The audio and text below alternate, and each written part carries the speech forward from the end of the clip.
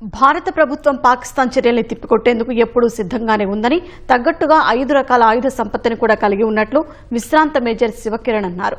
పాకిస్తాన్తో జాగ్రత్తగా ఉండాల్సిన అవసరం ఉందన్న ఆయన, భారత్ తన ప్రజల్ని కాపాడేందుకు పంజా విసురుతోందన్నారు. భారత్ యుద్ధాన్ని ఎప్పుడూ కోరుకోదంటున్న విశ్రాంత మేజర్ శివకిరణ్తో మా ప్రతినిధి శివరామకృష్ణ ముఖాముఖి. ఆపరేషన్ సింధూర్ కొనసాగుతున్న వేళ దయాది దేశాల మధ్య ఉద్రిక్త పరిస్థితులు నెలకొన్నాయి. అయితే నిన్న నుంచి పాకిస్తాన్ ఎటువంటి కవ్వింపు చర్యలకు దిగుతోంది, దానికి భారత్ ఎలా తిప్పికొడుతుందనే విషయాన్ని మనతో మాట్లాడేందుకు మాజీ మేజర్ శివకిరణ్ గారు ఉన్నారు. సార్తో మాట్లాడదాం. సార్, జై Hind sir. Good morning sir. నిన్నటి నుంచి అంటే మొన్న నుంచి చూస్తున్నాము, నిన్న పాకిస్తాన్ కవ్వింపు చర్యలకు దిగినట్టుగా కూడా మనము వార్తలు చూస్తున్నాం సార్. అసలు పాకిస్తాన్ని ఎలా తిప్పికొడుతుంది భారత్? పాకిస్తాన్ ఎటువంటి కవ్వింపు చర్యలకు దిగుతుంది సార్? ఇప్పుడు మనం మాట్లాడుకున్న కొన్ని మీడియా రిపోర్ట్స్తో ఇన్ఫర్మేషన్ ఏంటండి, ఆర్మీ ఛానల్స్ ఏవైతే ఉన్నాయో ఇంతవరకు క్లియర్ కట్గా ఏమీ మనకి ఇన్ఫర్మేషన్ ఇవ్వలేదు. నిన్న సాయంత్రం కూడా ఏడీజీ అయితే additional director general public information ఉందో, plus ministry of defence X site ఉందో కొంచెం ఇన్ఫర్మేషన్ చేయడం జరిగింది. వాళ్ళు అన్న ప్రకారంగా మెయిన్లీ ఏంటంటే, బార్డర్ ఏరియాస్లో ఉన్న ఏవైతే మన ఎయిర్ స్టేషన్స్ ఉన్నాయో, ఇప్పుడు పఠాన్కోట్ నుంచి మనం ముందుకెళ్తే జమ్మూ, సాంబా, కటువా ఏరియాస్, ఉధంపూరు, అట్నీ శ్రీనగర్ వరకు నార్త్ సైడ్, మళ్ళీ అటే సదర్న్ సైడ్ వస్తే మన గుజరాత్ సైడ్, బికానేర్ అటు సైడ్, అమృత్సర్, బికానేర్ అటు సైడ్, అయితే ఈ ఏరియాస్ని టార్గెట్ చేయడం కనపడుతుంది. క్లియర్గా జమ్మూ ఎయిర్పోర్ట్ని టార్గెట్ లాగా కనపడుతుంది. నిన్న రాత్రిలో కూడా ఇవి డ్రోన్స్ వచ్చినట్టు, మిసైల్స్ కొన్ని లాంచ్ అయినట్టు రిపోర్ట్స్ వస్తున్నాయి. ఎయిర్ క్రాఫ్ట్స్ కూడా వచ్చినట్టు చెప్తున్నారు, కొన్ని కూల్చేసినట్టు కూడా రిపోర్ట్స్ వస్తున్నాయి. దాన్ని ఇంకా కరెక్ట్గా కన్ఫర్మ్గా ధృవీకరించలేదు. అయితే ఇక్కడ చెప్పవలసిన చూసిన విషయం ఏంటంటే, జమ్మూ నుంచి బార్డర్ ఏరియా అవుతుందో దగ్గర 30 కిలోమీటర్లే. అయితే ఎంటైర్ స్ట్రెచ్ ఇప్పుడు పఠాన్కోట్, జమ్మూ, ఉధంపూర్, అటు శ్రీనగర్ స్ట్రెచ్ అవుతుందో, పఠాన్కోట్ నుంచి ఉధంపూర్ వరకు 175 కిలోమీటర్లు. ఆ స్ట్రెచ్ని మనం చికెన్ నెక్ లాగా అంటాం. అది బార్డర్ దగ్గర క్లోజ్ ఉంది కాబట్టి, జమ్మూ ఎయిర్పోర్ట్ దాంట్లోనే ఇంక్లూడ్ ఉంది కాబట్టి, అది దానికి కొంచెం ఆటంకం వచ్చి ప్రాబ్లం అయితే జమ్మూ కాశ్మీర్ కట్ ఆఫ్ అవుతుంది అనమాట మన మెయిన్ ల్యాండ్ నుంచి. పాకిస్తాన్ ప్రయత్నాలు ఎప్పుడు కూడా ఆ విధంగా ఉంటాయి, ఆ ఏరియాని కంట్రోల్ చేయాలని. అయితే మనం ఆల్టర్నేటివ్ రూట్స్ కూడా రెడీ ఉంటాం. కానీ నిన్న రిపోర్ట్స్ ప్రకారంగా వాళ్ళు ఏవి కూడా డ్రోన్స్ కానివ్వండి, మిసైల్స్ కానివ్వండి, ఏవి కూడా మనకు ఏమి డ్యామేజ్ చేయలేదు, నో క్యాజువాలిటీస్ అని చెప్పినారు. కాబట్టి we should go by whatever our forces are reporting. ఎక్కడ కూడా డ్యామేజ్ కానట్టు చెప్పినారు. అయితే మన ఎయిర్ డిఫెన్స్ సిస్టమ్స్ కూడా బాగా పనిచేసి వాళ్ళ డ్రోన్స్ని అవన్నీ టార్గెట్ చేసి డ్యామేజ్ చేయకుండా చేసినట్టు తెలుస్తుంది. కానీ మన జాగ్రత్తలు మనం తీసుకున్నాము. బ్లాక్ అవుట్స్ అని కొన్ని జాగ్రత్తలలో వేయడం జరిగింది. ఆల్ ద ఏమంటారు బార్డర్ ఏరియాస్లో ఉన్న అమృత్సర్ నుంచి పఠాన్కోట్, ఉధంపూర్ అయితే ఎయిర్ స్టేషన్స్ ఉన్నాయో, ఎయిర్పోర్ట్స్ ఉన్నాయో అవన్నిటినీ క్లోజ్ చేయడం జరిగింది. అక్కడ ఫ్లైట్స్ నడవడం లేదు. ప్రికాషనరీ మెజర్ లాగా తీసుకోవడం జరిగింది. అంటే మన భారత ప్రభుత్వం ప్రకటించింది సార్, మొన్న చేసినటువంటి ఆపరేషన్ సింధూర్లో దాదాపు 100 మంది ఉగ్రవాదులు హతమయ్యారని చెప్పారు. అయితే నిన్న పాకిస్తాన్ కూడా చెప్పింది 50 మంది భారత సైనికులు చనిపోయారని చెప్పారు. దీంట్లో విశ్వసనీయత ఎంతవరకు ఉన్నది సార్? ఏమన్నా సమాచారం దాని గురించి? మన దగ్గర నుంచి వచ్చిన ఇన్ఫర్మేషన్ డెఫినెట్లీ వెరిఫైడ్ ఇన్ఫర్మేషన్ ఉందండి. మనము మొన్న బ్రీఫింగ్లో చెప్పినట్టు కూడా క్లియర్ కట్గా కంట్రోల్డ్, మెజర్డ్, స్పెసిఫిక్గా మనకి ఇన్ఫర్మేషన్ ఉంది చేస్తున్నాం. మనం కూడా నాన్ ఎస్కలేటరీలో పనిచేస్తాం. నాన్ ఎస్కలేటరీ అంటే యుద్ధం ఇంకా ఎక్కువ కాలం మనం ఏం ప్రయత్నం చేయడం లేదు. ముందు కూడా మన దగ్గర ఎప్పుడైతే టెర్రరిస్ట్ సెంటర్స్ని అటాక్ చేసినప్పుడు మన దగ్గర ప్రూఫ్ ఉంది. అక్కడ సెల్ ఫోన్ యాక్టివిటీ తోటి ఎంతమంది ఉన్నారో మనం తెలుస్తుంది అన్నమాట క్లియర్గా. నిన్న పాకిస్తాన్ మినిస్టర్ కూడా ఏదో మాట్లాడుకుంటూ బీబీసీ ఛానల్లో అంటున్నారు, ప్రూఫ్ ఉందా అంటే సోషల్ మీడియాలో ఉంది అనేసిండు. సో అది వాళ్ళన్నీ అన్వెరిఫైడ్ ఉన్నాయండి. వాళ్ళ స్థితిలో లేరు, ఒక స్టేబుల్ ఎన్వైరన్మెంట్ లేదు వాళ్ళ దగ్గర. కాబట్టి వాళ్ళు చెప్పిన మాటలు నమ్మే అవసరం లేదు. కానీ ఒక జాగ్రత్త పడేది ఏంటంటే, వాళ్ళు పాకిస్తాన్ ఈ టైంలో ఈ యుద్ధ వాతావరణాన్ని వాళ్ళు ఎక్స్ప్లాయిట్ చేయొచ్చు, వాళ్ళ అడ్వాంటేజ్ వాడుకోవచ్చు. అయిన డ్యామేజ్ కంటే ఎక్కువ డ్యామేజ్ అయిందని చెప్పేసి ఇంటర్నేషనల్ సింపతి అవన్నీ తీసుకురావచ్చు. అయితే ఇప్పుడు నిన్న యుఎస్ కూడా కమెంట్ చేస్తూ దీని మీద వాళ్ళు ఏది కూడా ఇంటర్ఫియర్ కారు అని క్లియర్ చెప్పేసినారు అనమాట. India Pakistan has to settle, మనకు కనెక్షన్ లేదు అన్నట్టు. చైనా కూడా సైలెంట్ ఉంది ఈ టైంలో. ఇవన్నీ చూస్తుంటే వాళ్ళ మీద ప్రెషర్ తొందరగా వస్తుంది. ఆ ప్రెషర్ వచ్చే వరకు ఎంత చేస్తారో చేస్తున్నారు. బట్ ఐ థింక్ మీరు ఒక్కసారి ఈ మ్యాప్ కూడా చూస్తే కరెక్ట్గా ఉంటుంది. ఎందుకంటే ఇప్పుడు పఠాన్కోట్ కనపడుతుంది మనకు. ఇప్పుడు క్లియర్గా పఠాన్కోట్ ఏరియా కనపడుతుంది. పఠాన్కోట్ నుంచి మనం జమ్మూ నుంచి మీద ఉదంపూర్ ఈ రోడ్ ఈ స్ట్రెచ్ అవుతుందో ఇది వాళ్ళు స్ట్రైక్ చేస్తున్నారు అన్నమాట. ఇప్పుడు అది ఇక్కడ నుంచి మనకు సియాల్కోట్ ఇక్కడనే ఉన్నది. ఇక్కడ నుంచి ఈ స్ట్రక్చర్ క్యాప్చర్ చేస్తే జమ్మూ కాశ్మీర్ కట్ ఆఫ్ అయితే ప్రయత్నంలో ఉంటారన్నమాట.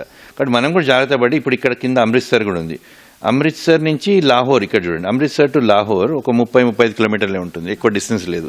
కాబట్టి బార్డర్ ఏరియా నుంచి అంతా వీళ్ళు టార్గెట్ చేసినట్టు క్లియర్గా ఒక ప్యాటర్న్ కనపడుతుంది అనమాట. అయితే మొత్తం చాలా మటుకు యాక్టివిటీ ఇక్కడిక్కడనే ఉన్నది. నిన్న మనము చేసినప్పుడు కూడా లాహోర్ని మనము నిర్వీర్యం చేసినాం, లాహోర్ ఎయిర్ డిఫెన్స్ సిస్టమ్ని. దాంతో అడ్వాంటేజ్ ఏంటంటే ఇప్పుడు మన ఎయిర్ క్రాఫ్ట్ ఈ ఏరియాకి ఫ్లై కావచ్చు అనమాట.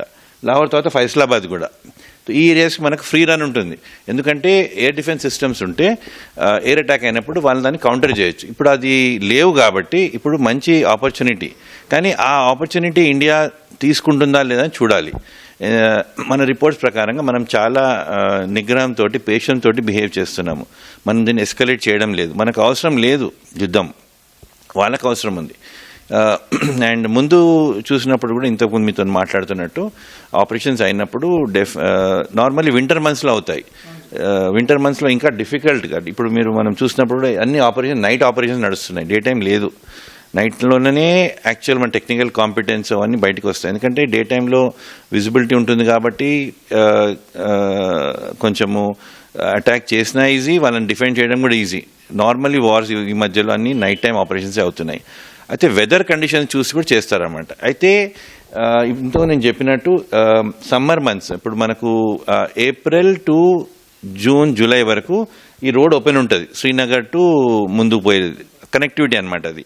అయితే ఈ వింటర్ మంత్స్లో స్నో వలన అవన్నీ రోడ్స్ అన్ని క్లోజ్ అయిపోతాయి అనమాట. అయితే అడ్వాన్స్ వింటర్ స్టాకింగ్ అని మనం ముందే రెడీగా ఉంటాము. అయితే ఇక్కడ ఆ ప్రయత్నాలు మనం ఆల్రెడీ చేసి మనం రెడీగా ఉంటామన్నమాట. మనకి ఇప్పుడు ఏమి ఇబ్బంది ఉండదు. కానీ ఈ ఏదైతే స్ట్రాటజిక్గా వాళ్ళు ట్రై చేసే ప్రయత్నం అయితే ఉందో బార్డర్ ఏరియా అమృత్సర్ నుంచి పఠాన్కోట్, జలంధర్, మరి జమ్మూ, కఠువా, సాంబా, ఉదంపూర్ ఆ ఏరియాని టార్గెట్ చేస్తున్నారు. I'm sure there is a plan in place. తిప్పి కొడుతున్నారు డ్రోన్స్ మన పడకుండా. అయితే ఇప్పుడు ఆర్మీ ఛానల్సే కాకుండా ఇప్పుడు మీడియా కూడా బాగా ఎక్స్టెన్సివ్గా ఉంది. నిజంగానే మనకి ఏమైనా డ్యామేజ్ అయితే ఇంతవరకు రిపోర్ట్స్ వచ్చేవి. కాబట్టి ఏమి అట్లా లేవు కాబట్టి మనం సక్సెస్ఫుల్గా వాళ్ళ డ్రోన్స్ని తిప్పికొట్టినట్టు అర్థమవుతుంది. సార్ ఇందాక మీరు చెప్పినట్టు అట్లా భారత ప్రభుత్వం చెప్పినట్టు మనం యుద్ధం కోరుకోవట్లేదు, భారతదేశం ఎప్పుడు యుద్ధం కోరుకోవట్లేదు. మా పైన జరిగేటువంటి దాడులు ఏవైతే ఉంటాయో వాటిని ఖచ్చితంగా తిప్పికొడదాం, పాక్ ఏ రేంజ్లో చేస్తుందో దానికి సమర్థవంతంగా తిప్పికొడదామని చెప్పి భారత్ చెప్తుంది.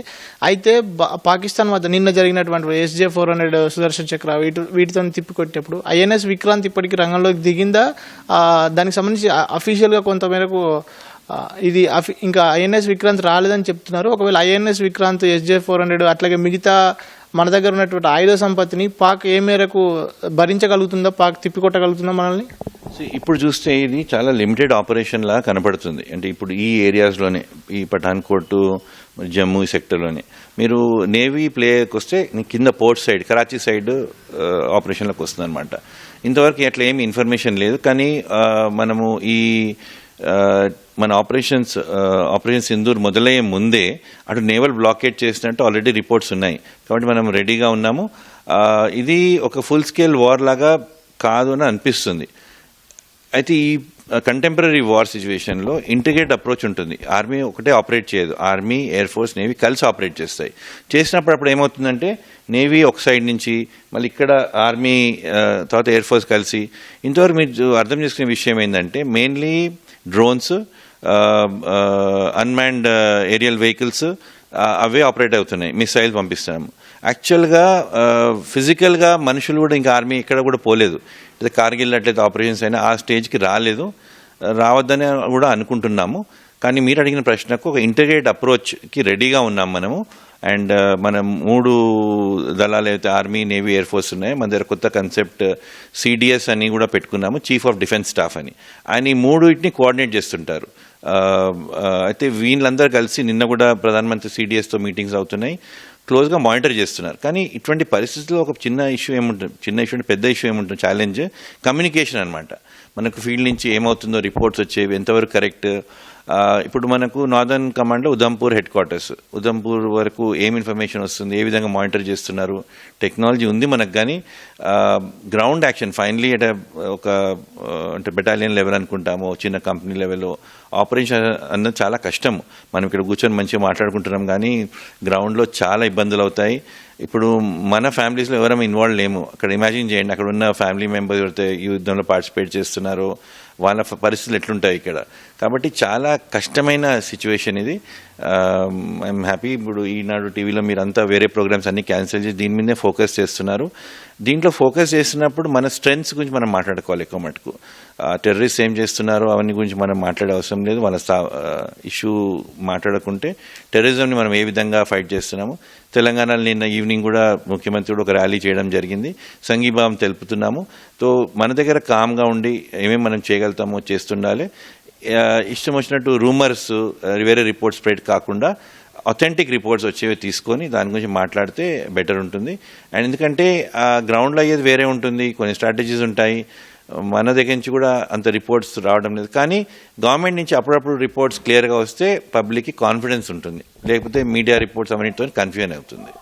సార్ అట్లే ఇంకొక విషయం ఏంటంటే, ఇందాక మీరు అన్నట్టు ఫిజికల్గా వ్యక్తులు ఇంకా ఇన్వాల్వ్ కాలేదని చెప్పి, అయితే ఇటు అంతర్జాతీయ సరిహద్దుతో పాకిస్తాన్ భారత్ షేర్ చేసుకునే అంతర్జాతీయ సరిహద్దు రాజస్థాన్, గుజరాత్, పంజాబ్, జమ్మూ కాశ్మీర్ ఈ ప్రాంతంతో పాటు ఇటు ఈశాన్య రాష్ట్రాల వైపు కానీ ఇటు తూర్పు బంగ్లాదేశ్ వైపు కానీ ఇప్పటికీ బీఎస్ఎఫ్ను కట్టుదిట్టం చేసేది భారత ప్రభుత్వం.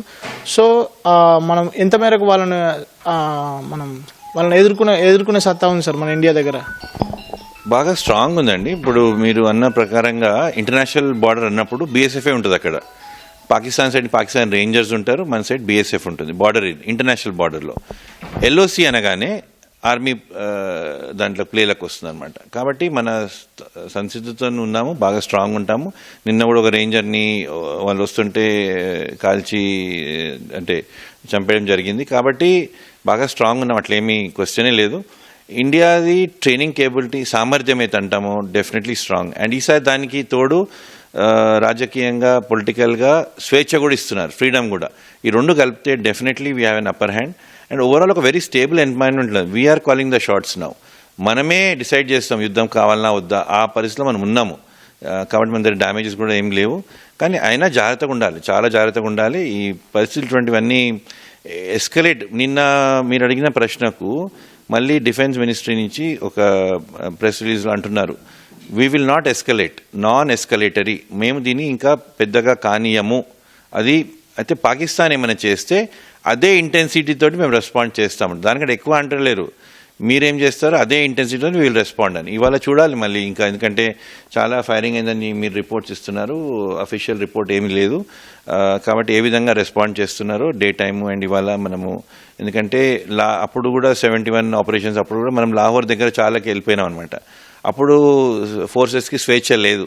అప్పుడే స్వేచ్ఛ ఇచ్చుంటే మేబీ ఈ పరిస్థితి వాళ్ళు ఉండేది కాదు. కానీ సామర్థ్యంగా మంచిగా గట్టుదిట్టంగా మనము దాన్ని ఏవైతే వాళ్ళ ఎఫర్ట్స్ ఉన్నాయో దాన్ని తిప్పి కొడుతున్నాము. And maybe it will continue. అంటే ఎన్ని రోజులు అవుతుందన్నది తెలియదు. ఇంటర్నేషనల్ ప్రెషర్కి పాకిస్తాన్ ఫస్ట్ సక్కం అవుతుంది, దట్స్ ఫర్ ష్యూర్. సో అది నడుస్తుంది. సో ఇంకొకటి సార్, ఇప్పుడు సోషల్ మీడియాలో ఎక్కువగా భారత యువత నుంచి కానీ లేదంటే భారత సమాజం నుంచి కానీ వినిపిస్తుంది, పాక్ ఆక్యుపైడ్ కాశ్మీర్ని కూడా తీసుకొచ్చేయండి అని చెప్తున్నారు. సో దాంట్లో పాసిబిలిటీస్ ఎంతవరకు ఉన్నాయి సార్? ఇది మేబీ ద రైట్ ఆపర్చునిటీ. ఇప్పుడు చూస్తే యాక్చువల్గా మనము మొన్న ఆపరేషన్ సింధూర్ చేసినప్పుడు కూడా మనం టెర్రరిస్ట్ స్థావరాల మీదే ఎక్కువ అటాక్ చేసినాము. అయితే పిఓకే అంటే పాక్ ఆక్యుపైడ్ కాశ్మీర్, అది మనది, అది దాన్ని తీసుకోవడం తప్పేమున్నది. కాబట్టి ఇప్పుడు ఒక సెంటిమెంట్ వస్తుంది. అప్పుడు 71 వార్లో బంగ్లాదేశ్ ఇట్లా క్రియేట్ చేసినాము, ఇప్పుడు మంచి అవకాశం ఏమో. కానీ it's not just a military solution decision. దీంట్లో ఎట్లా అంటే మన దాంట్లో మనకు ఒక ప్రజాతంత్రం ఉంది, డెమోక్రసీ ఉంది. కాబట్టి మన డెసిషన్స్ అన్నీ ఒక అందరం అంటే normally public representatives, the prime minister వాళ్ళందరూ డిసైడ్ చేస్తారు. ఎవరంటే వాళ్ళు అనుకునే కాదు. పాకిస్తాన్ లాగా కాదు మన దేశము. కాబట్టి ఒక మెచ్యూర్ డెసిషన్ తీసుకుంటారు. కానీ అదైతే ఒక శాశ్వత సొల్యూషన్ ఉంటుందేమో అని అందరి అభిప్రాయం ఉంది. ఎందుకంటే చాలా రోజులు పిఓకేలోనే వీళ్ళు సెంటర్స్ నడిపించి మనకు ప్రాబ్లం చేస్తున్నారు. తీసుకుంటే ఒక హిస్టారికల్ బ్లండర్ కరెక్ట్ అవుతుందేమో అనిపిస్తుంది. ఇంకొక విషయం సార్, చివరి ప్రశ్న, భారతదేశం మొత్తం కూడా ఎటువంటి అంటే నార్మల్గా ఇప్పుడు భారతదేశంలో ఉన్నటువంటి యువత కానీ వ్యక్తులు కానీ భారత పౌరులు కానీ ఇటువంటి యుద్ధ సమయంలో ఎటువంటి అంటే వాళ్ళ వ్యక్తిగతంగా ఎటువంటి బాధ్యతగా ఉండాలి సార్? ఒకటేమో మిస్ఇన్ఫర్మేషన్ అండి. బేసికలీ ఇవాళ రేపు టెక్నాలజీ వలన ఇన్ఫర్మేషన్ చాలా వస్తుంది. ఏదంటే అవి షేర్ చేయకుండా, తప్పుడు సమాచారాలు ఇంకా పెంపొందించకుండా ధైర్యంగా ఉండాలి. ఎక్కడైనా రూమర్స్ వస్తే ఆపాలి. తర్వాత రెస్పాన్సిబుల్గా ఉండాలి. మన పనులు మనం చేసుకోవాలి. ఇప్పుడు ఇండియన్ గవర్నమెంట్ పని ఇండియన్ గవర్నమెంట్ చేయనియాలి. ఏవైతే ఫోర్సెస్ ఉన్నాయో ఆర్మీ, నేవీ, ఎయిర్ ఫోర్స్ వాళ్ళ పని వాళ్ళు చేయనియాలి. జాగ్రత్తగా ఉండాలి. రూమర్స్ వినొద్దు. ఇటువంటి సిచ్యువేషన్లో ఏమవుతుందంటే నార్మల్గా ఒక ప్యానిక్ వచ్చేస్తుంది. కొంచెం మంది డబ్బులు కలెక్ట్ చేసుకోవచ్చు, లేకపోతే రాషన్స్ మీద ప్రెషర్ రావచ్చు, అట్లాంటి ఇప్పుడు పెట్రోల్ మీద ప్రెషర్ రావచ్చు. అవన్నీ కాకుండా జాగ్రత్తగా ఉండి రెస్పాన్సిబుల్ కమ్యూనిటీస్ లాగా బిహేవ్ చేయాలి. ఎక్కడైనా ఏమైనా అవుతుంటే అఫీషియల్ ఛానల్స్లో రిపోర్ట్ చేయాలి. నిన్న మన మాక్ డ్రిల్ అయినప్పుడు కూడా మన హైదరాబాద్ లాంటి ప్రాంతంలో అందరూ బాగా రెస్పాండ్ చేస్తున్నారు. జాగ్రత్తగా ఉండి ఎక్కడైనా ఏమైనా ఇష్యూ ఉంటే తొందరగా గవర్నమెంట్ ఛానల్ రిపోర్ట్ చేయడానికి, కానీ గవర్నమెంట్ కూడా యాక్సెసిబుల్ ఉండాలి. గవర్నమెంట్ కూడా ఇప్పుడు కొన్ని నంబర్స్ ఇచ్చి ఎక్కడ మనం ఇన్ఫర్మేషన్ ఇవ్వగలుగుతామో చేసుకుంటే కమ్యూనికేషన్ ఇంప్రూవ్ అవుతే బాగుంటుంది. అండ్ కంట్రిబ్యూట్ చేయాలి, నేషన్ని సపోర్ట్ చేయాలి, ఆర్మీని సపోర్ట్ చేయాలి. ఆర్మీ వ్యతిరేకంగా ఎవరైనా సర్వీసెస్ వ్యతిరేకంగా మాట్లాడితే దాన్ని ఆపాలి. నిన్న చేసినట్టు ర్యాలీలు చేసుకోవచ్చు. జాగ్రత్తగా ఉండాలి.